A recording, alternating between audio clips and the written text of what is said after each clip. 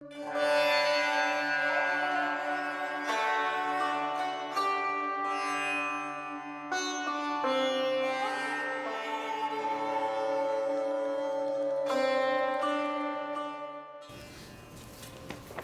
morning, everyone. We are continuing with our Merging with Siva series, reading the lessons in Guru Chronicles in chronological order. So we're in chapter 32, the Astral Body, a talk given in 1960, which is part of a larger topic, Man, His Seven Aspects, which was published in the 1960 and 1967 Master Course. Lesson 219, Life on the Astral Plane. Each night when you read your lesson in this book, realize that therein is your key to entry into the astral school of Himalayan Academy. Going to sleep thinking about the lesson you have been reading, try to wake up slowly in the morning and, with effort, recall what you have been doing during the night on the astral plane. The astral world is a plane in space, just as the physical world, as we know it in the conscious mind, is a space plane. It is the particular rate of vibration which each of these worlds generates that determines the space plane it occupies. Looking out through the conscious mind, we perceive outer space. Looking into the subconscious mind, we perceive inner space. As the habit patterns of the subconscious mind control many of our conscious mind happenings on the physical plane, so does the superconscious mind control many of the occurrences of the astral plane through the subconscious astral body. This has to do with the awakening of the superconscious mind. The superconscious mind becomes stronger and stronger, providing we exercise our intuition on the conscious mind level. Just as you choose your friends on the physical conscious plane, so do you attract kindred beings to you in the astral world. By keeping our homes clean and peaceful, by keeping our bodies and clothing fresh and clean, the odic force becomes quite pure and enables us to be more actinically alive. This condition also keeps lower astral people away from us, so long as we do not ourselves enter into an instinctive astrally odic vibration. The spiritual actinic vibration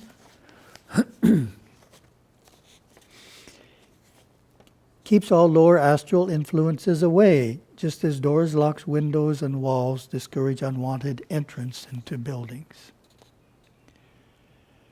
It is not advisable to admit lower astral entities if you are sensitive to this possibility, for doing so creates a double influx of odic force.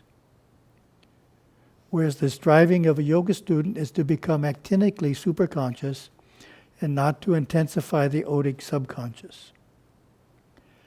Astral entities live in their own world on the astral plane. Possibly you enter this plane at night too, but during the day we must attend to our conscious mind activities and take care of our immediate programs, keeping the two worlds apart as distinctly as our sleeping state is separated from the state of being awake. When the physical body dies, this automatically severs the actinotic silver cord that connects the astral and physical bodies. Then the process of reincarnation and rebirth eventually begins. The physical body remains on the physical plane as a conglomeration of magnetic forces and begins to dissolve into the forces of surrounding nature. The actinic life of the physical body and the vital health body travels up the silver cord as it dissolves and lends a tremendous charge to the astral body. This movement registers on the subconscious astral body all conscious mind memory patterns of the life just lived. and the person becomes fully conscious on the astral plane. This tremendous charge of odic and actinic force registering upon the astral body at the time of transition or death is what stimulates and gives the initial impulse to the process of reincarnation. This process is largely controlled by the activity of subconscious habit forces. Before the reincarnation cycle fully takes hold, however, the person just departed often quickly recreates the same states of consciousness, the same interests he was accustomed to on the physical plane, and he may go on as usual meeting his family who visit him during their sleeping hours in their astral bodies. Although the astral body is still bound by the habit patterns of his physical life, it continues to wear away from the moment of transition. And odic force is continuously fed back to the physical plane in an effort to make contact again with family, friends, or loved ones through the medium of memory and desire.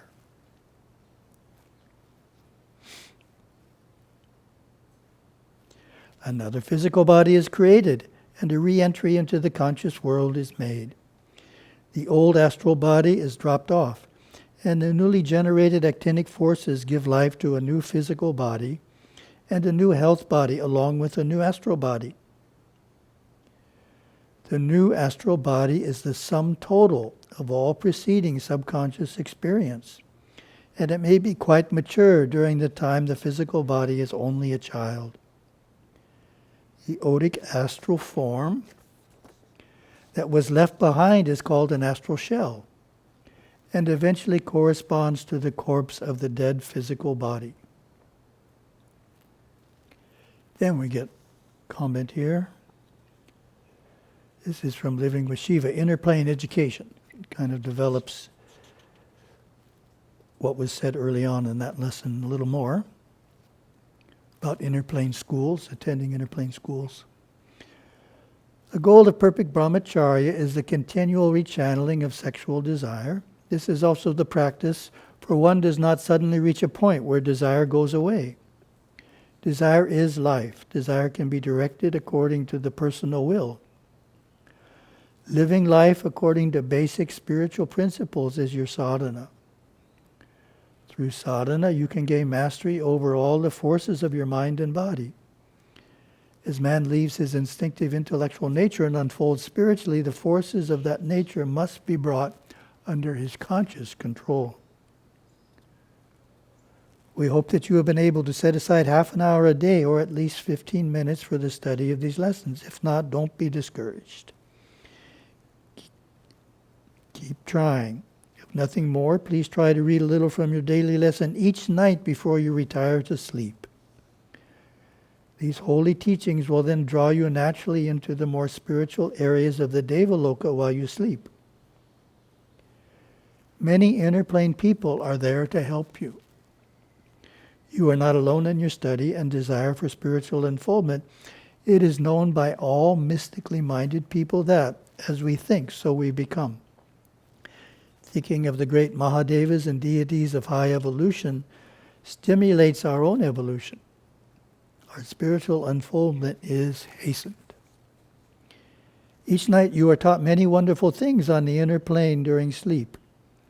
You may not realize this upon awakening or even remember what you have learned.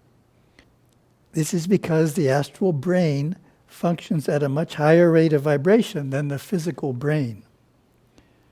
Most nights you probably spend several hours learning from gurus and guides in Sivaya schools within the spiritual areas of the Devaloka, the astral world.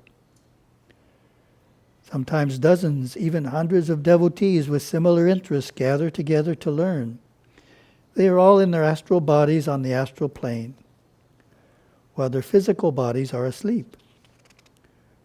When one is firm in the practice of brahmacharya, it is possible to remain for long periods of time in inner plane schools and absorb much more of the teaching being given there.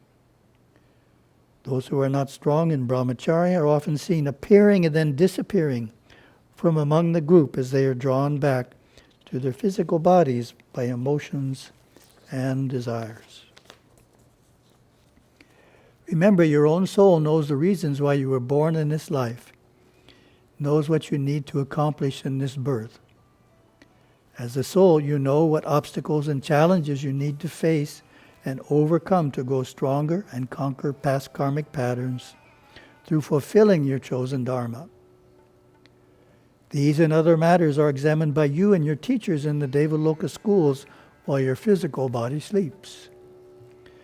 The more fully established you are in brahmacharya, the more religious you become and the more able to face the world with a positive mental attitude. Thank you very much. Have a wonderful day.